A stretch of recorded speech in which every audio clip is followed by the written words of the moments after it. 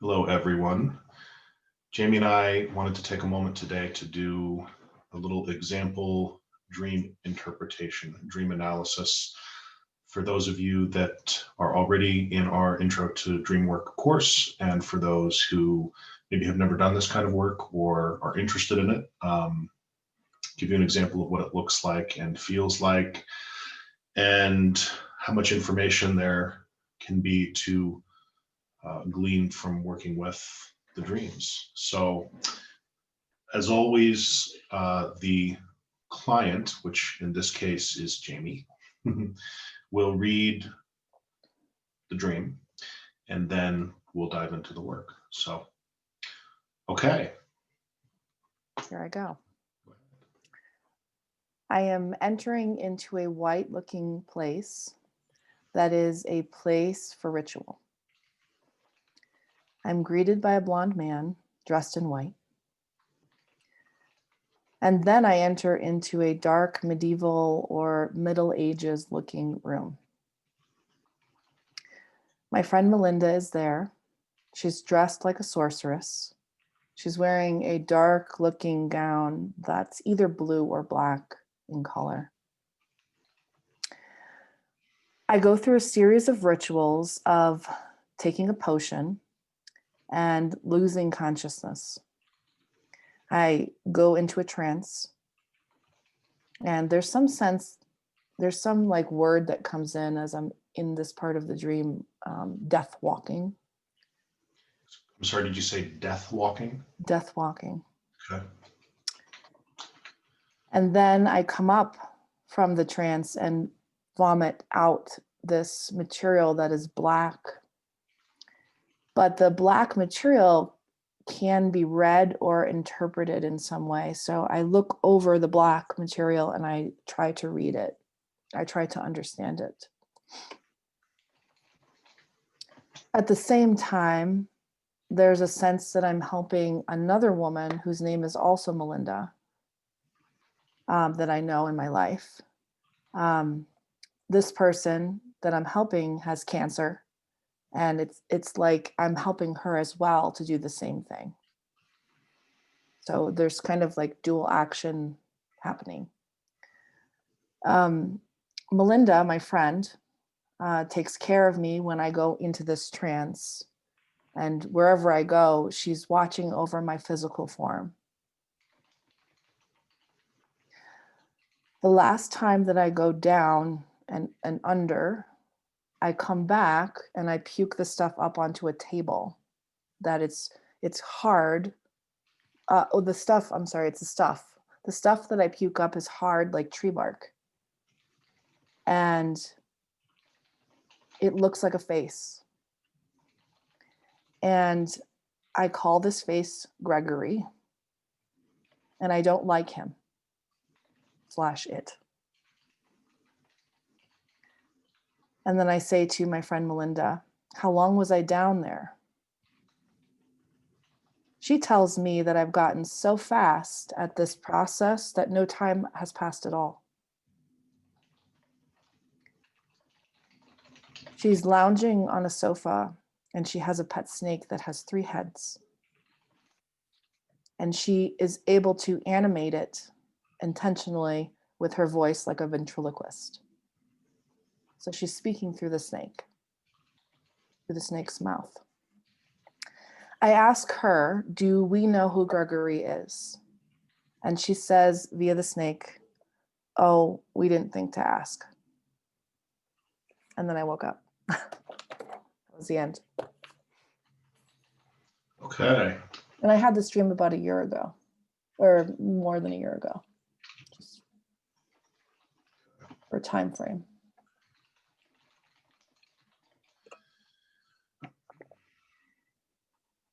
Okay. Oh, actually, that's not true. I had it on March 10th. Of last year? Of 2019. 2 years ago. Okay. Yeah. Oh, is that true? I'm trying to look at the dates here. Yeah. So, interesting. Do you have any notes or memory of anything in particular that was going on at that time in your life?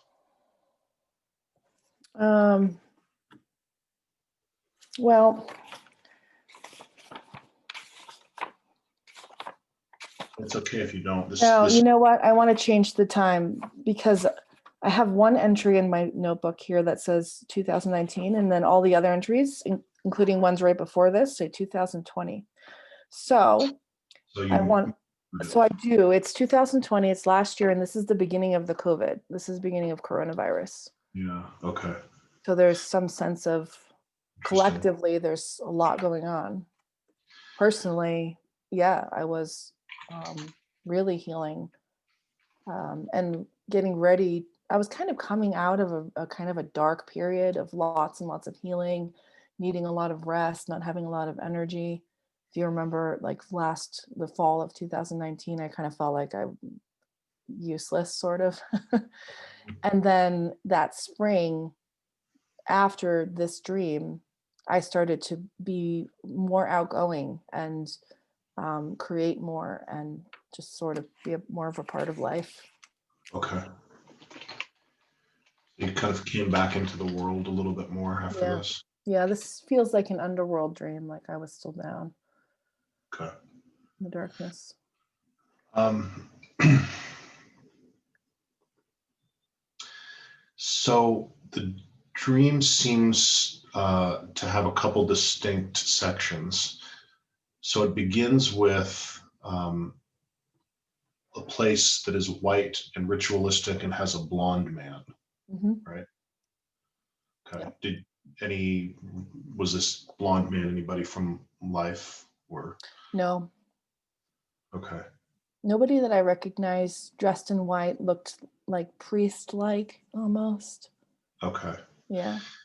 So, I mean, what stands out to me just in terms of the dream progression to begin with is that whatever ends up happening, it begins with you connecting to the masculine, which is often also associated with the light, right? Mm-hmm. And so there's a very kind of pure masculine entry point to the story. Mm-hmm. Um, and if this dream is sort of a snapshot of what's going on for you, um, although it could certainly be related to what was going on in the world as well, then you get there personally through um, the relationship you have with your animus. And there's the wolves howling right on cue. And so you and I have talked, I know you know, but the animus. Is it the animus or the Well, masculine? well, it could be both. um, see if they Just stop howling. So typically the animus. just push pause in the record until they stop. And then you push play, it'll start again. The howling has ceased. So typically in dream progressions, yes, the animus or the anima for men will often start as more of a hidden character. We would look for things like dark hair, etc. Mm. But I know that you have done a ton of work and you've had previous sort of animus progressions in your dreams. And so it could certainly be that the work you have done has led to a healing of the relationship with the masculine, your inner masculine, to the point that now you can sort of move beyond that. Okay. So you could still refer to this character as an animus character. It's just he's now enlightened. Exactly. Yeah. Yes. I mean, that's what the blonde hair and the white setting and the ritual. And this dream seems to be pointing you past that. Like this is just an entry point. You start there, right? And then you literally leave the room and go into a different room. I move through this white space in through, like there's a doorway that I move into this dark, kind of fun looking Middle Ages. Like it's fun to me because I like that imagery. Yeah. It's not scary at all to me. Right. Which I think is consistent with the dream, where many people would, I think, perhaps and do sort of rest in that place of white purity.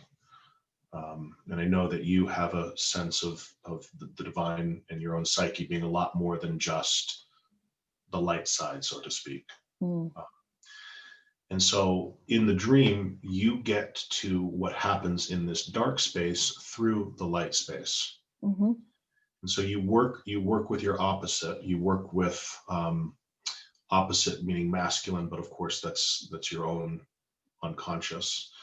So it could also be pointing to a purification of your personal unconscious or personal subconscious.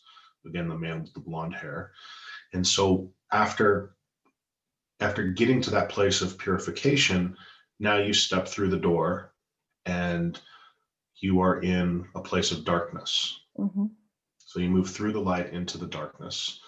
And it feels medieval to you. Yeah. Is there, I mean, what's the mood? Is it, well, I think you already said you sort of like it, but so it's not creepy or. Not creepy. There's candles on the wall, and it's stone. It's made of stone. Things feel very natural and old-fashioned, in a pleasing way to me. Okay. It's like an old castle. Okay. Which I'm sure is important. Yeah, and so I mean, we can always look up and get more information. And we could certainly just talk about a castle as being a place of safety, security, a fortress. But they're also made of stone, mm-hmm. Gray stone, which is a symbol for wisdom. Yeah. The integration of opposites. Let's see if anything else resonates with you about castle, if it's in here. It is. Then there's lots of resources for working with symbols to amplify the meaning of the dream.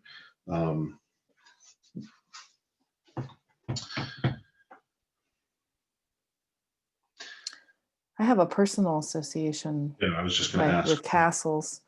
Castles are where princesses and sorceresses and kings and queens reside. So these archetypal images, but also my own spiritual association with the castle is that metaphor of the interior castle. Yes.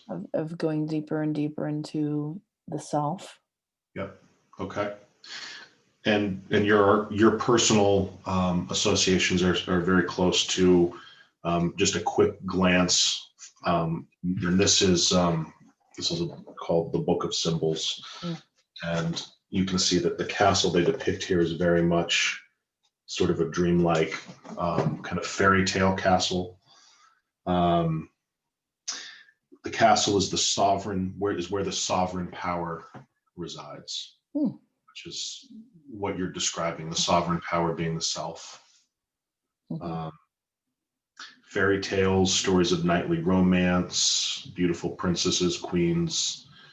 Yes, so the castle, you can kind of think about like Camelot, that sort of energy and setting. It's like every character in the great play is there with a role. Okay. And so you've moved into that space in this dream. And when you're there, you run into your friend Melinda. And I want to see if it's in here as well. And the reason you might want to look up, so I already know you've explained. I know you have personal associations with your friend Melinda, which I already know. You already know. But what's interesting in this dream is that two Melindas show up. And so when two Melindas show up, it would make sense to look at the name as opposed to just your sort of personal experience with that person in the world.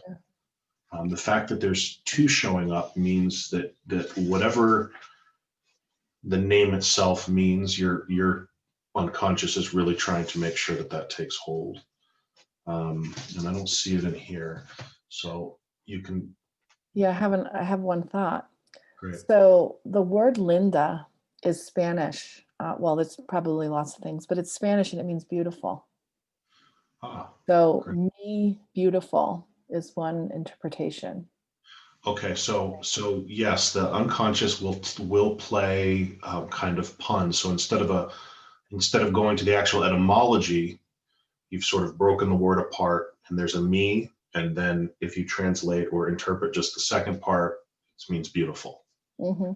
Okay, so there's some reference to that.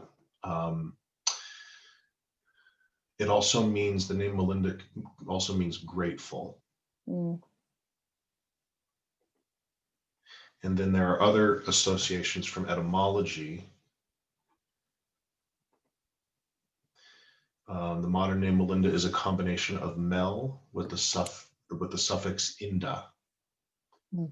And why can't I read this? And Mel can be derived from names such as Melanie, meaning dark or black in Greek, or Melissa, meaning honeybee. It's also associated with the Greek word meli, meaning honey, Mm. and with lind, meaning gentle, soft, tender. Mm. Mm. Okay. So the emphasis on this name, I think it seems to kind of confirm the mood of the setting. So even though it's dark, medieval, and you describe her as a sorceress wearing a dark gown, Mm-hmm. The name itself is bringing gentleness and beauty into that setting. Yeah. Okay, so Mm-hmm. this definitely seems, it feels like the dream is giving you sort of a snapshot, because you're consciously in touch with the mood that is consistent with the symbolism, if that makes sense. Mm-hmm. Right. Was that true? Because this is, almost a year later. Was that still true for you at the time of this dream, or has something changed since then? Yeah, it feels true. Okay. Yeah. Like back then, you had just these positive associations with the darkness. Yeah, totally. Yep. Okay. I think Okay. that was part of the transition period that I went through in late 2019, which just was a turbulent time. Okay. A period when my Kundalini was really moving a lot. And so I had to get used to the dark in a new way. And then coming into 2020, really embraced it. Okay. Yeah. So when we look at the setting, and then the name Melinda and its meanings, and then the identification that you had with her as a sorceress, now we've got, having moved through the purified and healthy masculine perspective, you come into the dark feminine perspective, which has, go all kinds of directions with that mythologically, but the dream is making it very clear to you that in this place is power, i.e. sorcery, Mm-hmm. sovereignty, Mm-hmm. but from the castle, and gentleness and beauty via the name Melinda. Yeah. Is that, That sounds like you're, yeah. it sounds like you were sort of already feeling that, so this isn't really a revelation. No, not really. Okay, so let's see if there's more clues about if there is something that the dream is trying to convey, because so far it's really just conveyed what is consistent with your own experience. Right. So then you go through a ritual in this place of darkness. You go through a ritual, take a potion, and lose consciousness. Then you go into a trance, which you think of as death walking. Does that mean anything to you? Did you have any kind of personal associations? Well, it reminded me of going down into trance for cellular release therapy, for hypnosis. Okay.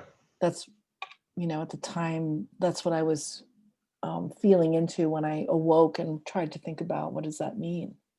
Okay. So sense in which, so from taking the analogy of cellular release therapy, which is intentionally going into a less conscious state, moving out of conscious awareness into the subconscious, simply because we know that in that state, a lot can be accomplished, right? So I'm describing CRT, which Yeah. is your association, right? Yeah. Okay.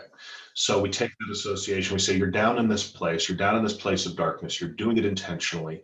Yeah. You have to take a potion and consciously choose to use some kind of alchemical entry point, right? A potion, potions don't grow in nature. They're made from nature, but it takes somebody with wisdom and knowing to brew it.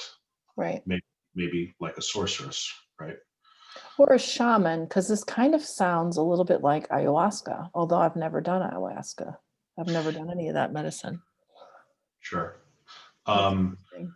Right. I think if we just take it symbolically, that it's something needs to be done. There's some alchemical preparation that's essential to whatever comes next. Right. Right. Like you don't just walk into this place of ritual in the darkness and then just lie down and get Right. consumed. Now I have to drink something. You have to drink something, something that has been prepared. Again, be it a shaman or a sorceress, somebody who has the knowledge to do that. Right. Okay.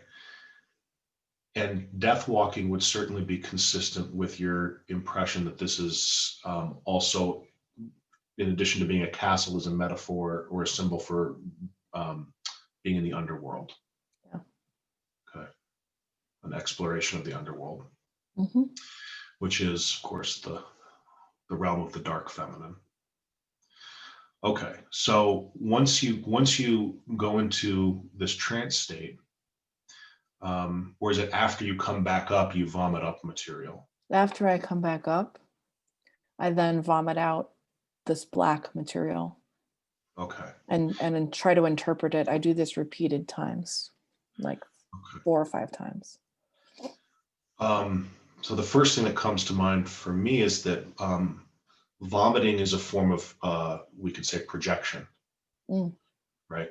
Like we're taking something that is within, typically something that is not serving us or isn't good for us, and we're projecting it out, projecting it up out of the body, and that's the way that happens. And speaking to everybody listening, the way that happens psychologically is that the things that we're unconscious of, feelings, orientations to the world, old trauma, etc., we sort of vomit them and project them up onto the screen of the world. And you're sort of literally doing that in the dream here, where you vomit up this material, and only once it's out of the body, now you can interpret it. Yeah. And begin to become conscious of what has been inside you. Yeah. And it feels cleansing and purifying. So unlike traditional projection, which can be very unconscious, this is like a very purposeful cleansing process. Right. Well, yes. And I think this dream is really just saying a lot to you about your orientation to the phenomenon of projection. Right. And so all projection is potentially this energy in the dream for everyone, right? The key difference is to your point, whether we're aware of that or whether we're paying attention, whether we have gone and grabbed that material consciously by taking the potion and consciously dropping down into that place where we can access what's there and then bringing it back up. And it sounds like this happens every time. Like with every trip, you sort of go into this place, something must happen. You must grab some material, because then every time you come up, you then vomit it out. Right. And you said at the beginning that when you had this dream, you had felt like you were sort of up and down into, depression is too strong of a word, but difficulty, lightness, heaviness, Yeah, clarity. sure. Does that Well, feel accurate, I or is was there? coming out of a time in which I had felt turbulent emotionally and had felt kind of, yeah, again, depression is not the right word. Right. Mostly I felt useless, not directed in any one direction. I Okay. wasn't working a lot. I felt kind of Okay. like, what am I supposed to be doing right now? Okay. Yeah, most of the fall of 2019 until early. It was a Okay. time when I was creating a lot of poetry, dark poetry. Yeah. Um, well, I mean, you could certainly look at this as a creative process. I mean, you are in the dream here, you are bringing material up into the world. Hmm. Um, and it might be saying something about, and again, I'm sort of cheating here because I know you well, right? It might also be saying something about the value of, things like trauma, things that have been held down and that we are projecting out, that from a certain orientation, there's actually creative potential there as well. Yeah. Yep. Which is consistent with your poetry, right? Like a lot of your poetry is beautiful and informative and really helpful to people who read it. And also at the same time has come out of difficulty, Sure. trauma. Pain. Yeah. Yeah. Hmm. In fact, in the next place in the dream, what happens is, having done this process, this ritual a couple times, now all of a sudden you're helping another Melinda, Hmm. right? Um, so another figure of softness and beauty, but this figure has cancer. Hmm. So there's a diseased um, presence of beauty that needs your help. Hmm. Who happens to be blonde. The first Melinda is dark haired, Okay. and the second Melinda is blonde. Okay. It's a concept in alchemy and ancient mystical tradition that it isn't just sort of us on the human level receiving from God or the divine, that in fact the divine also depends on our activity and our action to be what it is. Mm. That we aren't just made in the image of God, but that in fact God is constantly remade in our image through us. Yeah. And if she's blonde and beautiful, sort of already in her Melinda state, right? That beauty, but she has cancer. So even though she's already beautiful and blonde and pure, she still depends on you to uh, to heal. It sounds like. Yep. Okay, We should pause. we should Just pause. just We'll pause the pause. recording. We'll be right back. Okay, we're back. 2 hours for us, 2 seconds for you. Okay, so we were in the part of the dream where you've come to find that now you're helping yet another Melinda. Hmm. Um, and I think based on everything that we've talked about,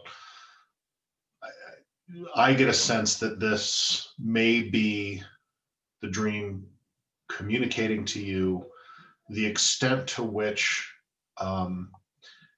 the divine, specifically the goddess, right, the divine feminine pictured here, is really depending on you in a very personal sense, Mm. for her health and wellness. And it also occurs to me, boy, I just love this dream is amazing. There's so I much deep know. archetypal, I mean, Patting myself. personal level material, but also more social and worldly material as well. That in the dream progression, long after the masculine has healed, the next thing is to really go into the darkness and receive the wisdom of the divine feminine, go through your process with that, and then coming out of that, being equipped to actually help the divine feminine itself heal, be integrated, be elevated. Mm. Yeah. Yeah. Okay. You're being cared for in trance by the feminine. Mm-hmm. Your physical form is being Watched over. watched Yeah. over. Which is, interesting because it's not my consciousness or my energy that she's watching over. It's my body. Yeah. She's watching my body. It's the matter, Mm-hmm. right? The feminine aspect, the matter aspect. I mean, we could even talk about this as being really collective in nature, pointing towards the collective in terms of, especially with everything that's been going on in the world, this week. It's January 10th, 2021, Mm-hmm. with, chaos in Washington, D.C. and all of that. I don't think it's too much to say that there's a message here that the divine feminine is watching over the world of form. Yeah. All of us, the earth, the animals, Yeah. everything. Okay. And then the next part of the dream, it sounds like you go down one more time, or you come back up from that and you vomit up tree bark. Hard. Yeah, the whatever I'm vomiting up is hard and looks like tree bark.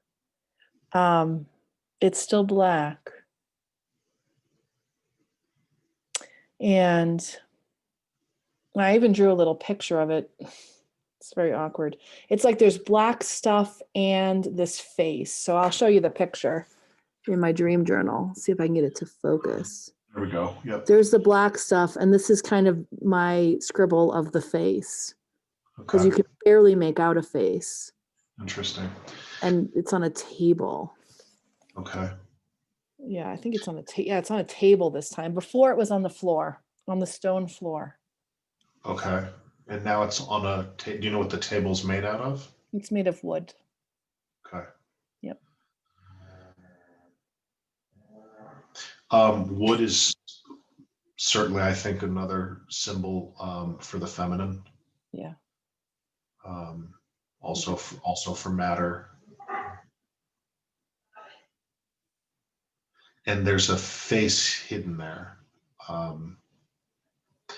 Like it's got a personality. Yep.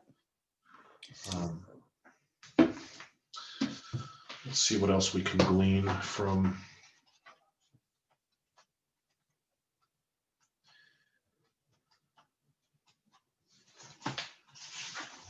Tree bark is interesting. Wood in general.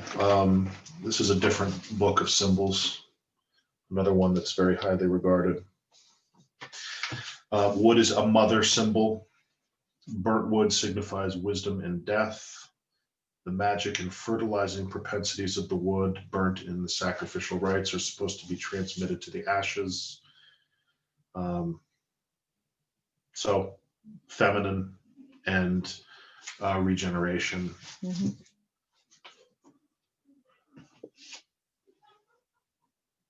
And then this personality has the name Gregory. And do you have any associations with that? I don't know anyone in my personal life named Gregory. Um, in fact, I remember when I first dreamed this dream, you and I talked about it, and I was just mystified by what this symbol meant. And even in the dream, at the end, Melinda through the snake says, "We didn't think to ask." So, I the only correlation or like thought I have is Gregorian chant was something that I listened to a lot when I was young, like the chanting of the monks. Hmm. Um, I associate Gregorian chant with like Sundays. And Okay. I don't come from a family. We didn't attend church. We weren't religious, but we listened to a lot of religious music, classical music, and we listened to Gregorian chant fairly frequently. Mm. Um, So for you, it represents sort of church energy. yeah, probably church energy is, and it's woven into my family as well. It's Okay. part of my family's, the culture of my family. The Okay. music is. Well, historically, the church, capital T, capital C, is referred to as a she, um, referred to as feminine. And so if Gregory is pointing you towards church and all of its ideas, well, what other associations do you have with church? Um, Church to me has represented a rigidity of worship, rules, um, obligation, a sense of like a patriarchal kind of energy. Yeah. Okay. Yeah. So it's interesting, even though the church is referred to as a she, um, what you're identifying, your personal association that I think is true for many people and is, bordering on or expanding into a collective sense of church is one of patriarchy, Mm-hmm. um, unhealthy uh, masculine rulership, suppression of the feminine, Mm-hmm. right? And so that masculine aspect in the form of Gregory, that unhealthy patriarchal church energy in the form of Gregory, is coming up and being spilled onto um, and held up by the feminine now Yeah. in the form of the wooden table, which also has again these regenerative associations. And in fact, the Gregory face is made out of matter, which is matter is fundamentally feminine, Mm-hmm. made out of matter, and it specifically looks like tree bark. So there's all of this wood theme, Yep. which is again is this sort of regenerative potential of the feminine. Mm-hmm. So My feeling in the dream is that this is a threatening energy. that Gregory is a Yeah, threatening energy. I don't like this face. I Okay. very much do not like the face at Mm-hmm. that time. Sure, sure. Um,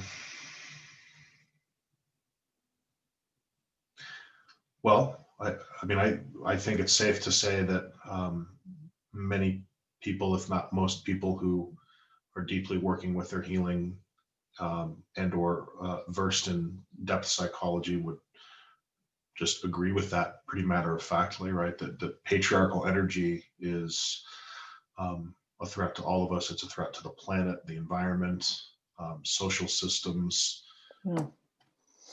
right? Mm-hmm. Um, Mm-hmm.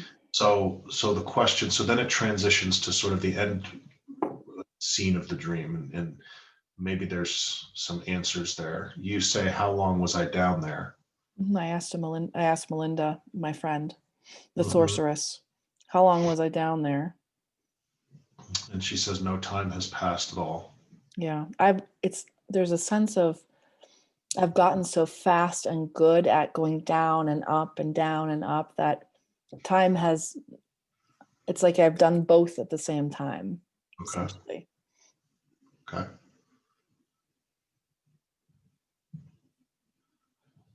And then you see Melinda lounging on a sofa with a Mhm. snake with three heads, and she is essentially speaking through the snake.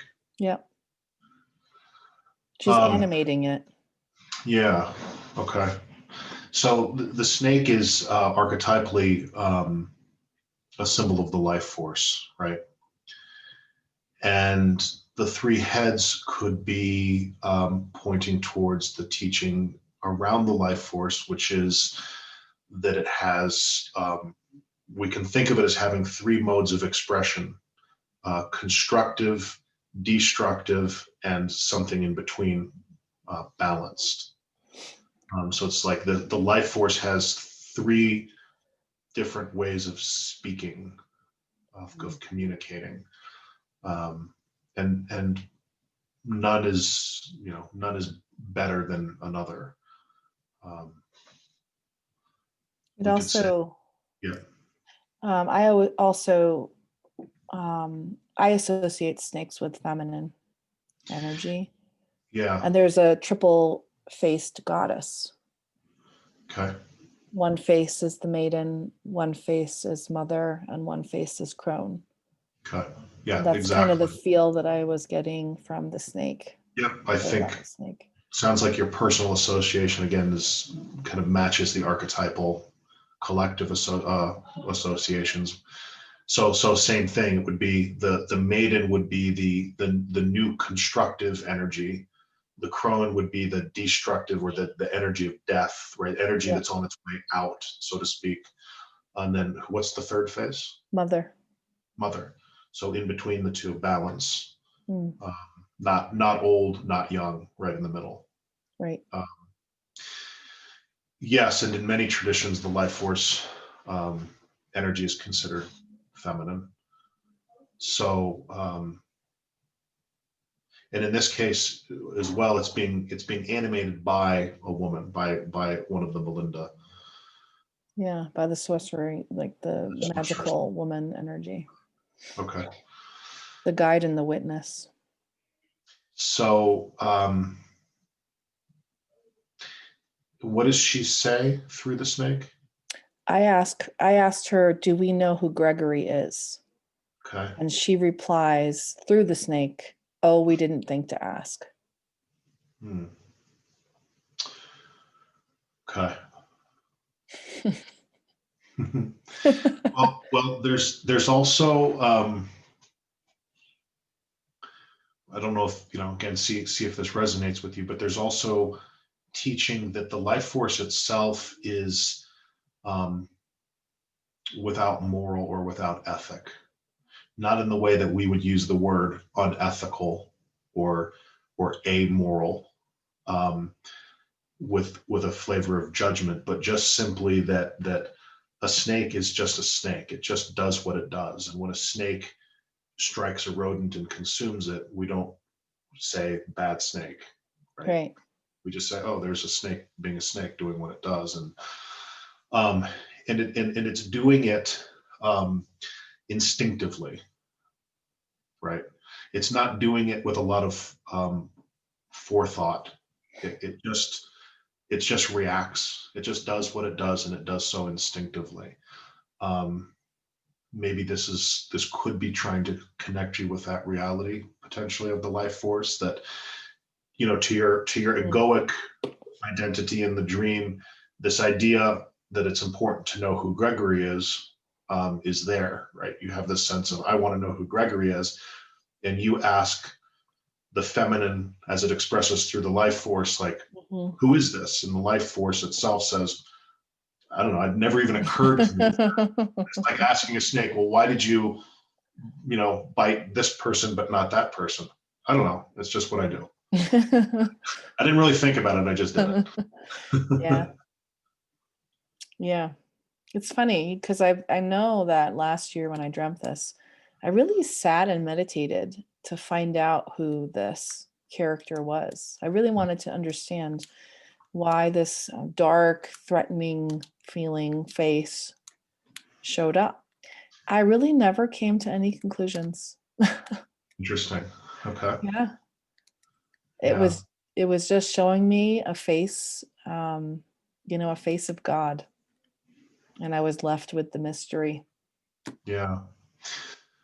I mean, the idea that it could be some representation of patriarchal energy, does that now in Yeah. retrospect? Yeah, it does now. Sure. Or, the timing of the dream is interesting because we've experienced this energy of a pandemic. Yeah. So there is something to say about this timing. Does that connect? I don't know how, Right. but Well,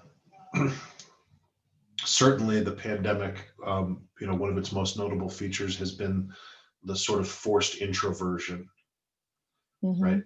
People have been forced to sort of withdraw from the world and go in, and we've sort of perceived that to be, well, I'm just in my house, but even that is symbolic of withdrawing from the outside and turning within, which is very much what you're doing every time in this dream. You take the potion, the alchemical potion, and go down. You lose consciousness and go into a state of death walking.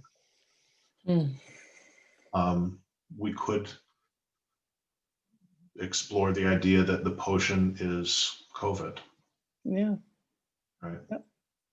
And when I had COVID about a month ago, I did really experience it as I wouldn't want to say dark or depressing, but there were times when I really understood why people were dying from it. Hmm. I could really feel that energy. Yeah. So maybe you were getting a glimpse of what was brewing in the collective unconscious and the collective psyche as this pandemic idea built up Yeah. and began forcing people Mm. within. And the message in your dream is very clear that that isn't a bad thing per se. Right. That even as we are sort of forced within during the pandemic, the feminine energy that governs that space of darkness and with kind of within the deep hidden aspects of self is there looking over us physically, Yes. Yes. materially, us as individuals, or just the plane of matter. Yeah. Yep. And all three aspects of the feminine, if you want to divide them into three, are communicating with us Right. through the snake. Yeah. Hmm. Okay. Pretty cool. Thank you. Yes. Thank you. So, if you're watching this, that's just a quick example of the process of working with dream material. In this case, and that's Tori. In this case, this happens to be pretty profoundly kind of archetypal in nature, Mhm. um, and maybe related more to the collective than to you personally, although you as a part of the collective, obviously there's your personal component of that. Right. Did we want to do that other little quick dream or do that another Sure, time? let's do, why not? Let's do another All quick right. one. So this will be fairly easy and maybe more indicative of how most dreams speak to us. I'm having a dream where I'm with my daughter Mia. And in the dream, she's very soft and withdrawn. And I can tell that something's happened. And I have an instinctual idea in my head that she's been raped. And I ask her, have you been raped? And she says yes. And I ask her if she thinks she's pregnant. And she says, I don't know, but I think the person ejaculated outside of me. And so as soon as she says all these things to me, I start to take action. I tell my mother that this male relative that was living in my house has to move out. I say to Mia's dad, I'm going to take her to be tested. And I begin to set things right for her. I take her to the doctor.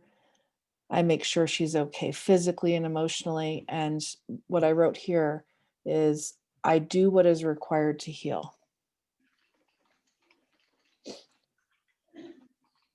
Okay. Yep. So it was a fairly short dream, but So it was very emotional to me when I had that dream. I felt very emotional when I woke up. okay. Yeah. So what sort of immediate associations did you have with this material? So, Mia's, when at the time of this dream, she was about 11. She's becoming a woman. And when I was becoming a woman, her age, I experienced sexual abuse. And that abuse was not really handled by any grown-up in a way that was healing for me. Okay. And I was left with this big secret to kind of process it on my own, to work through it on my own emotionally and psychologically. And I really didn't for years, as you know. Right. I kept that just in the back corner of my mind. And it was much later that I went through a process of kind of writing things inside for myself. Okay. So So there's a sense of identification with Mia. sure. Okay. So as you know, there's type of dream that's called a traumatic dream, or it's really a strange way of expressing it. It's a dream related to an actual experience of trauma. Mm-hmm. That can be either a commentary on something that has changed, or on the need for something to be done with that trauma, or can be in the dream itself, can be the actual experience of the reworking or the resolution of the trauma. Yep. So, we do therapy work with people, and oftentimes people really need to be able to show up for themselves and consciously engage in a process that takes some time and do their healing work. But sometimes healing shows up from the unconscious, just like this. Yeah. And so this could be, if you identify with Mia, then you as Mia in this dream finally have that adult presence there to take care of what needs to be taken care of. Yep. What was the energy? I mean, you said it was emotional, but sort of coming out of that, what was the energy of the dream? And did it feel, you say there's a clue there that at the end of the dream, which sort of leaves us with the ultimate state of affairs, right? That last scene of a dream, you say, I do what is required to heal. Was there a sense of that happening or being done, or some Yes. sense? It's Okay. being done. And when I came out of the dream, I was like, oh, finally. Oh, okay. Like there's a sense of rightness here. Okay. It was almost as if, well, this makes sense given what we've been teaching in class. The dream itself seemed to give me what I needed. Yes. Back in time.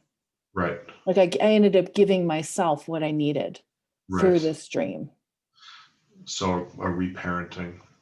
Yeah, reparenting, a sense of having an advocate. Mm-hmm. Yep. Okay. And there's no better advocate for myself than the woman that I am today, because I've done Right. so much work around this and I just really can hold space for it. Right. Right. Um, okay. So that would be a very different kind of dream than the first one, right? This is a very personal theme that doesn't have sort of the large social and worldly archetypal overtones. I mean, we could dive into that. I don't think we need to right now, but you Nice could to have contrast so you look can to see. dig into that. Yeah. But yeah, I mean, this is on the other end of the spectrum from the previous dream, all about archetypes and the divine feminine itself showing up and saying, I need you, right? Mhm. Actually, what an interesting correlation. And here you are as the healed feminine showing up Yep. in that way. Um, Yeah. And but again, a very personal, um, kind of objective interpretation here. yep. And the dream timing was about a week later. Oh, This dream came about 8 days later. interesting. Yep. Okay. Well, knowing that it came 8 days later, then you could look at this dream as a progression from the previous dream. I mean, it is commenting, even if it is of that personal nature, resolving your own trauma. We can even look at the trauma that we experience in our quote real life as itself symbolic of something else, right? Yeah. And so you could certainly view this dream as indication of the progression and movement into resolution of what was being asked for in the previous dream, which is for the feminine to show up, for itself, Hmm. essentially. Yeah. And in this theme as well, the threat is the unhealthy masculine, just like in the previous dream was Gregory, right? In this, Yeah. it's not named, but we know it's the unhealthy masculine because it's violating. Yeah. It's interesting. There's the liquid that's being spilled in both dreams too. Yeah.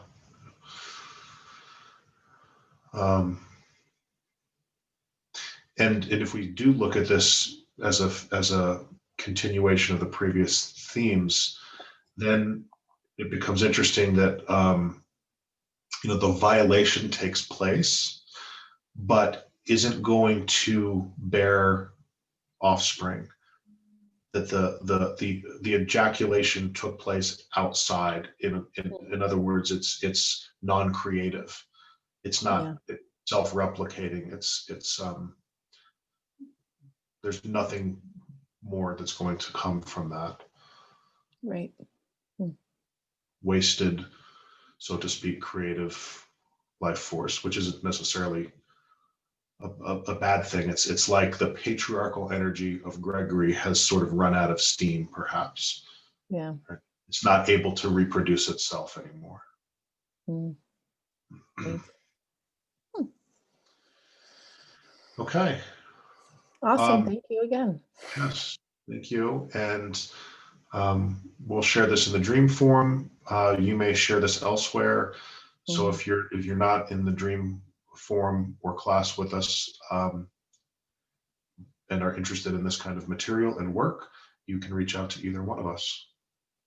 Yes. Thanks.